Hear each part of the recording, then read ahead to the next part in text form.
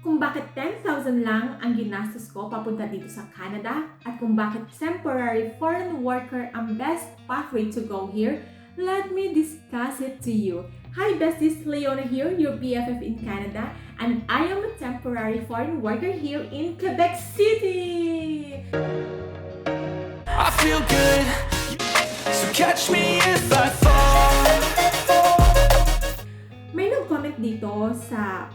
nag-comment dito sa page ko or sa YouTube channel from Len Cruz. It says here that I don't believe that you spent only 10,000 pesos. How about your airfare?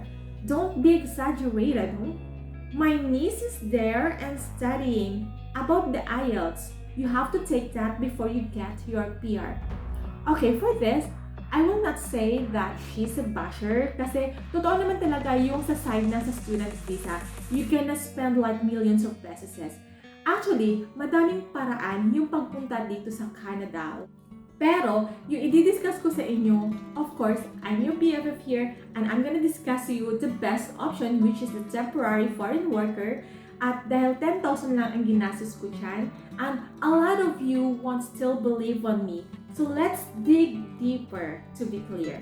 Kung paano ako nag-apply, please watch my previous vlog. Later, let me finish this first, okay? My agreement ang Canada at Philippines that if they're gonna hire overseas, walang processing fee or placement fee na babayaran ang applicants, which is tayo yon. Now, kapag may naningil ng fees sa ina-applyan yung trabaho going here in Canada, nako, kabahan na kayo. That is scam. This is the guidance from the Department of Migrant Workers. Okay, no to fake news tayo. Ito yung listahan. Let me read this to you. The Canadian employer shall shoulder all the requirement costs related to hiring Filipino workers. So, ito yung mga i-shoulder ni Canadian employer. Workers visa, airfare, see I told you, POEA processing fee, OWA, membership contribution, and cost of training test as required by the employer. At ito naman yung sagot ni applicants, which is tayo yan, sa side natin. The worker shall be responsible for the cost of passports. Syempre tayo gagastos nun, mga NBI clearance, birth certificate, kahit anong requirements, medical examination, and health insurance. Oh, you believe on me na ha? Galing na yun sa government. So these are the expenses that you're gonna prepare before going here to Canada. Pero dahil dun sa kasunduan, mawi-waive yung iba dun. So let me show you the computation. Let's do the math. Pero, pag-usapang pera talaga ha.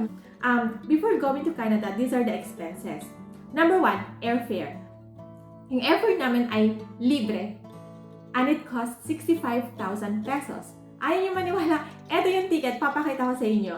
Yung sa ibang mga friends namin, yung plane ticket nila, it costs 250,000 pesos. Kasi nga, depende yun sa season. Pagkasabayan mo yung mga students papunta dito, syempre madami yun, mas mataas yung price ng ticket. Next is ELMIA. Ito yung paper na pinaka-importante kasi without this ELMIA or without this document, the employer cannot hire Filipinos. And yung document na to, ang pinakamahal, it costs around 85,000 pesos. Next is the biometrics. Nasa 3,600 pesos, libre pa rin yun. Next is yung visa, 6,600. Mga estimated na gastos lang to ha, libre pa rin yun. Yung courier, papunta sa IRCC, 700 pesos, free ulit yon. Madami tayong mga freebies. Yung OWA fees, it costs 1,300 around. Sagot pa rin yon, libre pa rin yon. Mandatory insurance, di ba yung sa previous na kasunduan na sa Canada, yung insurance ay sagot ni applicant. Pero yung sa amin, dalawa yung insurance namin. Meron kaming travel insurance at meron kaming life insurance. Good for 2 months yung isa at yung isa naman ay 3 months. Around 2,000 or 3,000 yung insurance na binayaran nila. Libre ulit yun, di ba? Tapos, French language training. Around 22,000 pesos yung binayaran ng employer dyan. Kasi dito sa Canada, they have two official languages, English at French. In Quebec, where am I right now, they use French. So, we need to study French at libre din yun. Wala kaming IELTS o ito yung English test kasi nga yung language dito sa Quebec ay French. We have online class while we were still in the Philippines. Yun ay 60 hours na session. Wala kaming binayaran doon, libre. Medical at IOM, hindi siya libre. Babayaran mo yon. At yung nagastos ko doon ay 10,000 pesos. Yun yung sinasabi ko kung bakit 10,000 lang yung nagastos ko papunta dito sa Canada. Yun yung napunta dun sa expenses na yon.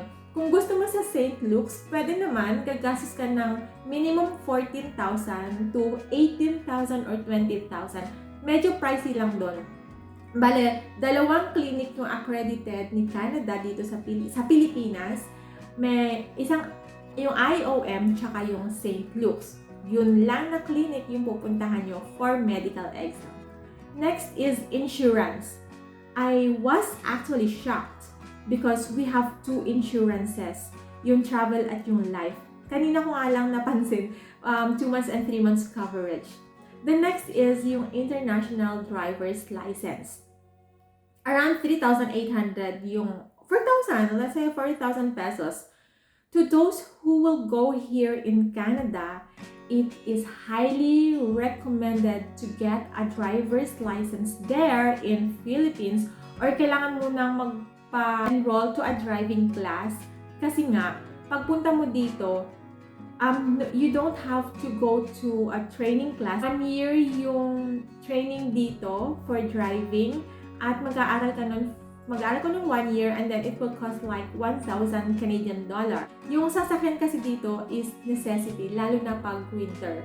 At yung sasakyan dito, para ka lang pumuntang 7-Eleven, pupunta ka lang sa dealer and then after an hour or 2, meron ka na sasakyan kasi hindi na kailangan yung mga down payment, mga ganun. Tsaka weekly yung payment dito. I'm gonna have a vlog for that separately. So, yung total expenses na sinolder ni employer, dun lang sa mga expenses na yun labas pa dun yung sa mga agency kasi 3 agency yung kinuha nila. 1 from Philippines, here sa Canada ay 2, magpa-process ng mga PR namin, yung nag-aasikaso ng mga LMIA, at saka yung isa, eto yung mag-aasikaso ng mga accommodation namin nung dumating kami dito. I'm gonna discuss that to you soon. So, yung total expenses lang, like the airfare, OWA, French language, insurance, etc., 252,000 pesos yung binayaran ng employer ko dito. Siyempre, hindi nagtatapos ang gastusin dyan. Pagdating mo dito sa Canada, another gastos ulit. At 14 Canadian dollars lang ang ginastos ko pagdating ko dito sa Canada within 1 week of staying here. And this is interesting. On my next vlog, I'm gonna show you how, sana all know, and I'm gonna show you kung bakit, magkano yung mga nagastos ko, bakit $14 lang, ano pa yung mga kailangan gagastusin mo dito pagdating mo dito sa Canada. And if you find this video helpful, please hit that like button. Please subscribe and share this to inspire someone else. And see you next week to discuss about another gastos once we get here in Canada. Bye now!